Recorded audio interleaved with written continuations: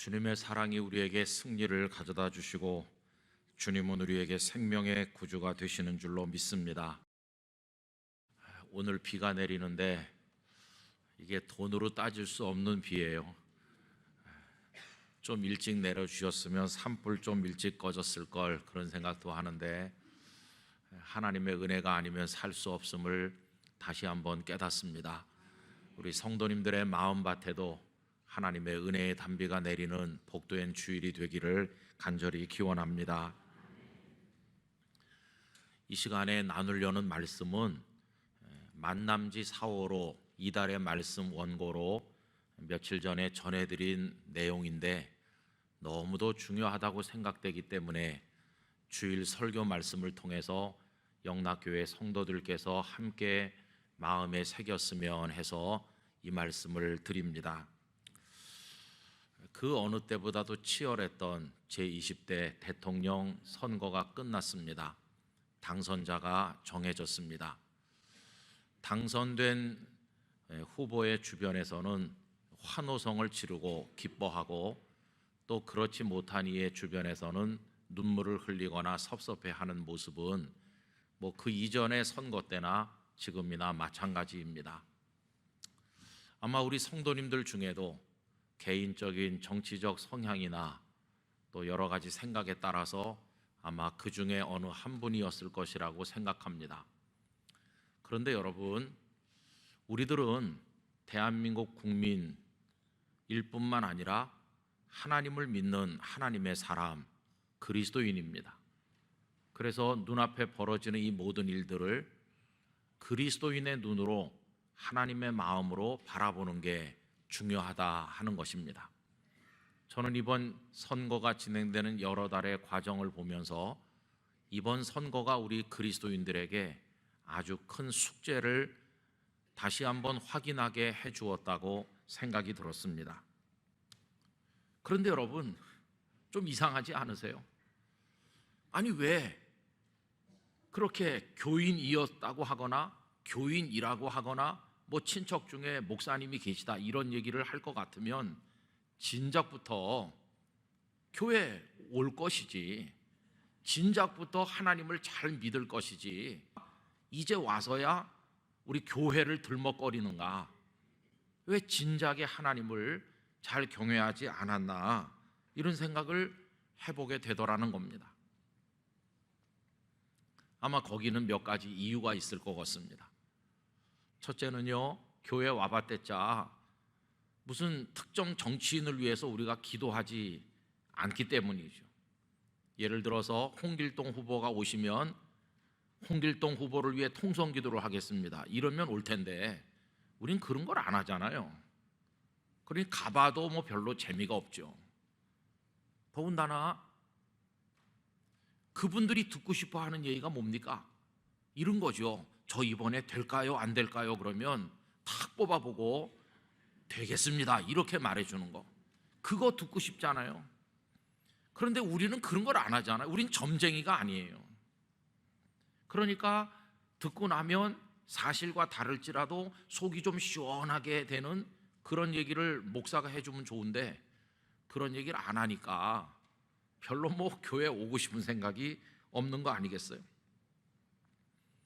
여러분, 저는 한국교회 성도들처럼 나라를 사랑하고 기도하는 이는 없다고 생각합니다. 그러나 우리는 어떤 특정한 사람을 위해서 기도하는 게 아니라 이 나라가 하나님의 손안에 있기를 위해서 하나님이 세우신 사람에 의해서 그가 결격 사유가 있더라도 하나님이 변화시켜서 이 나라를 지켜주시도록 기도할 뿐이지, 우리들은 어떤 특정인의 듣고 싶은 얘기나 해주는 점쟁이가 아니란 말이죠. 그러니까 별로 그렇게 교회 오고 싶지 않겠죠. 그런데 점집에 가면 이 사람이 무슨 얘기 듣고 싶구나 하는 거 알고 그 얘기를 해주잖아요. 그러니까 얼마나 거기 매력 있겠어요. 근데 여러분, 저는요, 목사로서 그분들이 그런 데는 이렇게 연결되면서 교회에는 오지 않는 이유가 이런 이유뿐일까? 다른 이유는 없을까? 이걸 생각하니까 가슴이 답답하더라고요. 이거죠. 그분들이 볼 때 교회는 영험하지 않은 것 같아요. 능력이 없는 것 같아요. 그런데 어디서 유명한 도인이 있고 뭐 어디 점 잘 치는 사람이 있고 뭐 무당이 있고 그거는 아주 영험하다고 그러거든요. 가서 이렇게 있으면 꼭 알아맞히는 것 같이 보이고 거기다가 듣고 싶은 얘기 해가지고 가려운 데 긁어주니까 와 영험하다. 그런데 교회는 포장지로 쓰기에는 교회만한 게 없는데 속에는요 저쪽이 훨씬 매력이 있는 거죠. 그래서 대한민국 사람들이 일반적으로 볼 때 뭐 꼭 정치하는 분들뿐만 아니고 우리 사회 사람들이 볼 때 교회는 능력이 없어. 진짜 원하는 걸 얻고 싶으면 저쪽으로 가라. 구단판 버리는 게 훨씬 나아. 이런 생각을 하면서 우리 교회가 가진 능력이 무당보다 못한 걸로 생각하는 건 아닐까? 이런 생각을 해봤습니다. 사람들의 눈이 무서운 게 아니라 제가 두려운 것은 정말 하나님 보실 때도 우리가 능력이 없는 거라면 이건 정말 심각한 영적 문제가 아니겠나, 이런 생각을 하니까 걱정이 많이 되었어요.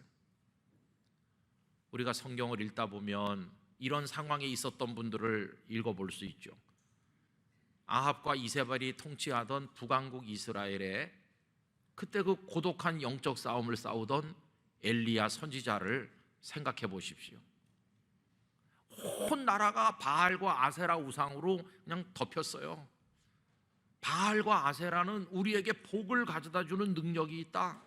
목축이 잘 되고 농사가 잘 되게 해주는 풍요의 신이다. 그러면서 다 그 앞에 가서 왕부터 시작해서 왕비를 비롯해서 다 거기다 머리를 숙입니다.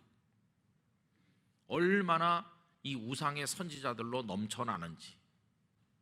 그런데 전능하신 여호와 하나님을 경외하는 사람, 바알에게 무릎 꿇지 않은 사람이 7,000명 있다고는 말씀하셨지만 어디 있는지 모르겠고, 겉으로 드러나는 믿음의 고백으로 하나님을 경외하는 사람은, 그 세력과 맞서는 사람은 엘리야 한 사람만 등장하는 거예요. 얼마나 외롭고 얼마나 답답했겠어요.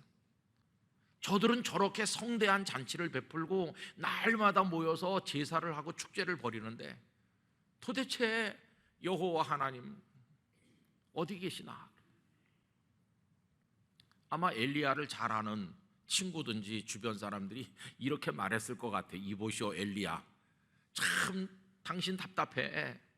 아니 저 바알의 선지자들은 잘 먹고 잘 살고 저렇게 흥청대는데 당신은 여호와 하나님 부르면서 지금 되는 게 뭐가 있냐고. 그러지 말고 당신도 저쪽으로 갈아타라고. 아마 이런 말을 엘리야에게 하는 사람 없었을까요? 그러나 엘리야는 그 와중에서도 그 외로움과 그 핍박을 받으면서도 끝까지 여호와 하나님의 사람으로 남지 않았습니까? 여러분, 오늘 대한민국 사회 안에서 하나님을 경외하는 우리 영락교회 성도들이 엘리야의 영성을 가져야 된다고 믿습니다. 상황이 지금 그러한 것이죠. 사실 엘리야는 참 어려웠어요. 나중에 흉년이 왔을 때 하나님께서 엘리야를 사르밧 땅의 과부의 집에 가서 얹혀 살게 했어요. 아니 참 답답해요.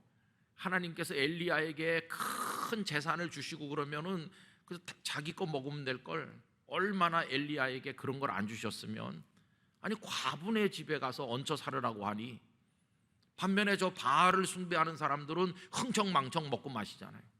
그러니 사람들이 볼 때 하나님은 능력이 없어, 바알이 진짜야, 이럴 거 아니겠어요? 상황이 그러했죠. 오늘날하고도 비슷한 면이 있다고 생각합니다. 그래서 저는 이번 선거를 몇 달 동안 이렇게 보면서 우리 사회에 얼마나 악이 가득 차 있는가, 그러면서 우리 사회에 이런 어처구니 없는 무속과 샤머니즘과 이런 주술적 행위들이 얼마나 많이 퍼져가고 있는가, 이걸 보니까 뭐 여야 이런 걸 다 떠나서 하나님을 믿는 그리스도인으로서 가슴이 참 답답한 것을 느꼈습니다. 이거는 선거가 끝났다고 없어진 게 아니에요. 오히려 이제부터 우리 교회가 풀지 않으면 안 되는 무거운 숙제로 우리에게 주어져 있는 것이죠. 여러분, 어떻게 하면 좋을까요?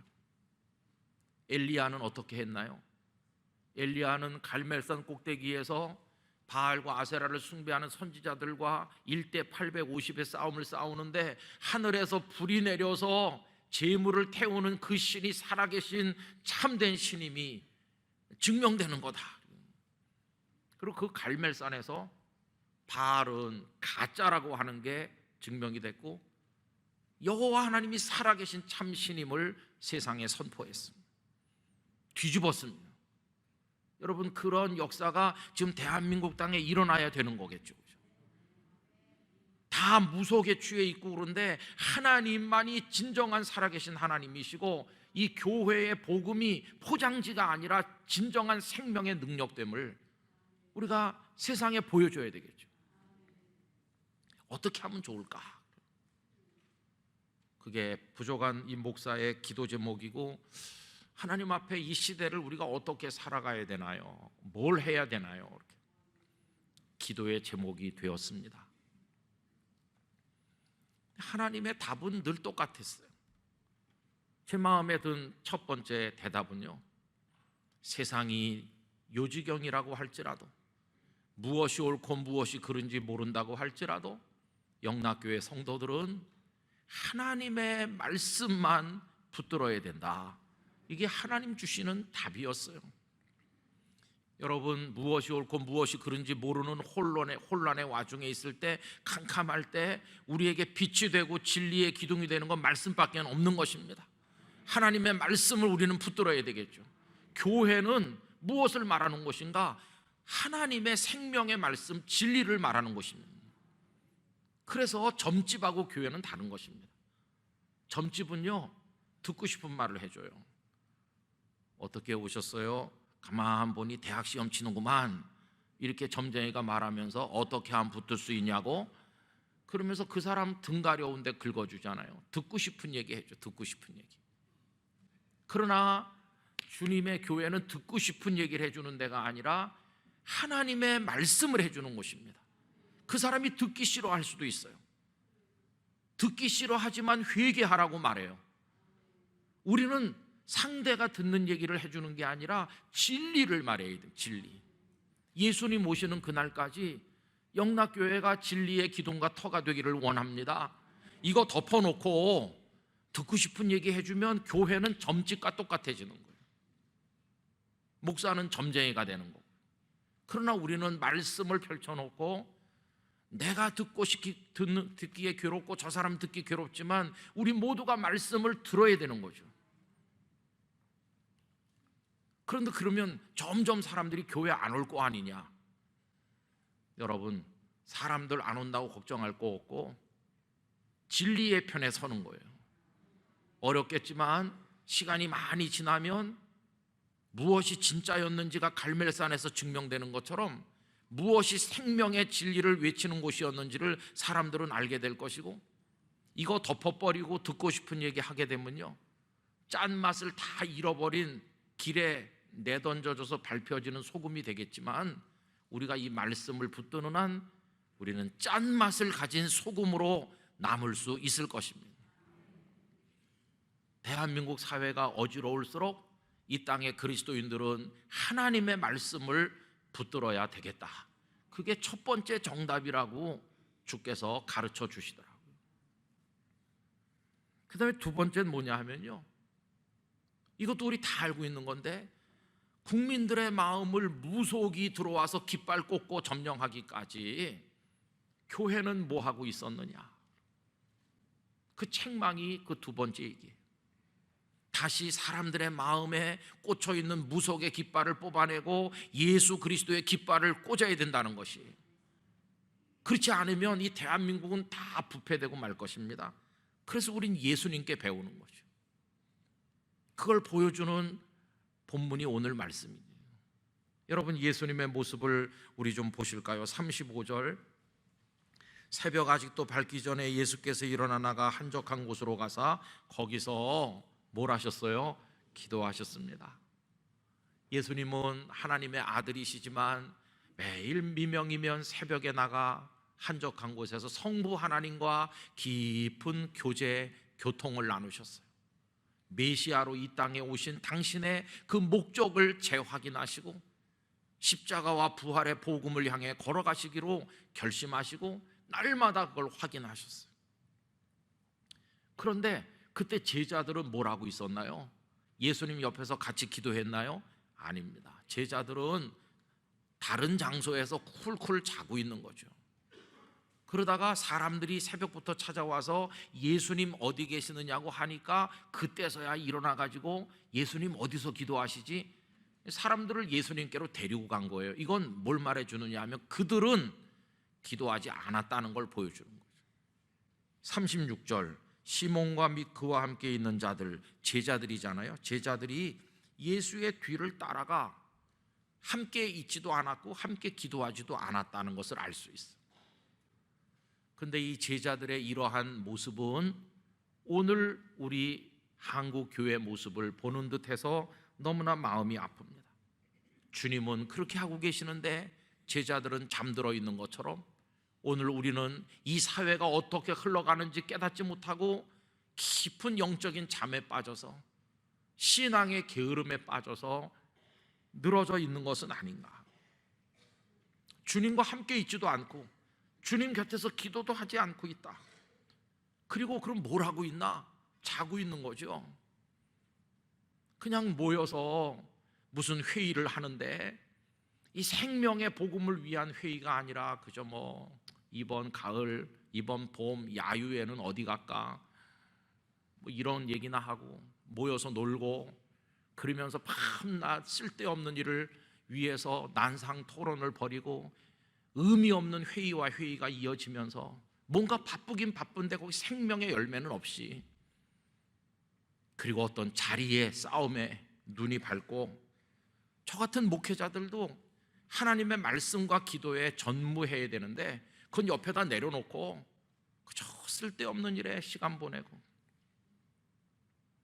주님은 새벽부터 답답한 마음으로 성부 하나님과 교제하시고 우리는 다 자고 있고, 그래서 교회의 존재 목적이, 우리 그리스도인의 첫 번째 사명이 이 생명의 복음을 사람들의 가슴에 전해주는 것임을 망각한 채 그냥 이렇게 하고 있는 동안 마귀가 와서 우리 국민들의 마음에 다 깃발 꽂았어요. 그 사람들 마음의 영토를 복음으로 재탈환하지 않으면 안 되는 것이에요. 그래서 여러분, 뭘 해야 될 것인가? 예수님 하신 일을 우리도 해야 되는 거죠. 제자들이 사람들 데리고 왔는데 이 사람들은 누구냐 하면 그 앞에 보면요, 예수님께서 그 전날에도 병든 자를 고치시고 이렇게 하니까 사람들이 환호하면서 새벽부터 또 몰려온 겁니다. 주님께 뭔가 얻어보려고 온 사람들이죠. 36절 37절을 다시 한번 보세요. 시몬과 및 그와 함께 있는 자들이 예수의 뒤를 따라가 만나서 이르되 모든 사람이 주를 찾나이다. 예수님의 대답이 무엇입니까? 38절을 우리 다 같이 읽도록 하십시다. 이르시되 우리가 다른 가까운 마을들로 가자. 거기서도 전도하리니 내가 이를 위하여 왔노라 하시고. 여러분, 찾아온 사람들은 다 예수님께 열광하면서 예수님 예수님 그런 사람들이 왔거든요. 그러면 기도하시다 말고 딱 끊고, 아 그러냐? 사람들이 또 와서 가서 만나보자. 사람들이 막 예수님 이렇게 하고 박수치고 그러면 기분 좋으시고 그럴 것 같은데, 그런 어리석은 유혹에 넘어가지 않으셨어요. 다른 마을들로 가자. 거기서도 전도를 해야 된다. 전도. 내가 이것을 위해서 왔다. 주님은 목표가 뚜렷하셨어요. 쓸데없이 사람들 만나 시간 보내고 속빈 박수를 즐겨 하시고 그런 분이 아니셨어요. 우리 주님은 전도하러 오셨어요. 여러분, 당시 로마가 지배하고 유대 사회가 부패하고 타락해가지고 많은 구조적인 문제가 있었지만 예수님은 빌라도 총독을 어떻게 하면 축출할 것인가, 어떻게 이 제도를 뒤바꿀 것인가, 그런 거 위해서 당을 만들고 플랜카드를 들고 그런 거 안 하셨어요. 주님이 택한 세상을 변화시키고 사람을 변화시키는 유일한 방법은 전도였습니다. 전도. 복음을 전도함으로 당신이 생명의 빛이 되시는 것을 그들에게 가르치심으로 그들을 변화시키는 게 예수님의 세상 개조 방식이었습니다. 복음을 전도하시는. 여러분, 우리도 마찬가지입니다. 이 대한민국 사회가 보여주고 있는 이 악의 문제, 그리고 무속의 문제, 교회가 포장지로서는 쓸만해 보이지만 능력이 없어 보이는 이런 안타까운 문제, 이런 여러 영적 난맥상을 해결하기 위해서 첫째는 말씀에 붙들린 교회와 성도가 되어야 되는 거고, 우린 이 십자가와 부활의 복음을 모든 사람에게 전해야 될 줄로 믿습니다. 여러분, 이 십자가와 부활의 복음은 우리밖에는 가지고 있지 않아요. 세계적인 기업들이 있어서 생산품을 만들어내지만 밤낮 없이 찍혀 나오는 그 상품들 속에 생명을 가져다 주는 건 없어요.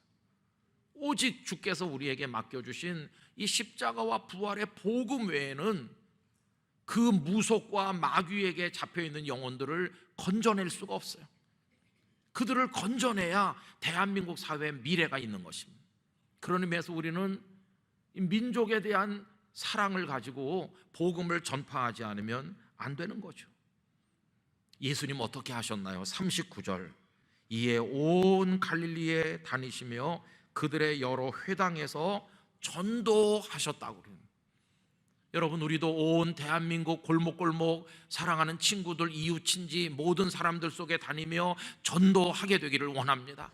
영락교회가 전도하는 교회가 되기를 원합니다. 한경직 목사님은 일찍 이걸 아셨기 때문에 민족 복음화라고 하는 걸, 그 기치를 드셨잖아요.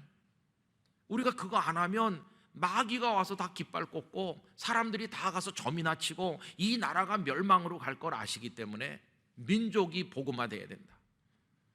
여러분, 그 깃발을 우리 영락교회가 다시 들게 되기를 원하는 것입니다. 저는 우리 교회 성도님들이 늘 상시 전도자가 되시기를 바랍니다. 내 자신이 말씀 위에 서서 말씀을 따라 사는 진리의 사람으로 능력을 나타낼 뿐만 아니라 모든 사람들에게 1년 365일 예수님만이 생명이심을 전해주는 전도자가 되셔야 됩니다. 그리고 우리 전도부가 또 1년에 봄, 가을로 특별 기간을 정해서 전도하는데, 이럴 때는 더 열심히 내 주변에 있는 이들을 전도하기 위해서 노력해야 되는데, 그게 주님을 사랑하는 일이고 그 사람을 사랑하는 일 뿐만 아니라 대한민국을 사랑하는 일이라는 걸 여러분, 우리가 기억해야 될 것입니다. 얼마 전에 제가 신앙 실명제라는 말씀을 드렸죠. 전도도 실명제인데, 여러분이 그렇게 상시 전도하셔서 우리 영락교회 성도님들에 의해서 전도받은 이들의 이름이 주보 밑에 매주일 나오는 기쁨을 누리게 되시기를 원하는 것입니다. 이 치열한 영적 전쟁에서 우리 교회가 승리해야 되는 것입니다. 여러분, 반드시 이 일에 다 같이 참여하셔서 대한민국이 건강한 믿음의 나라가 되도록 하는 일에 힘써 주시기를 바라는 것입니다.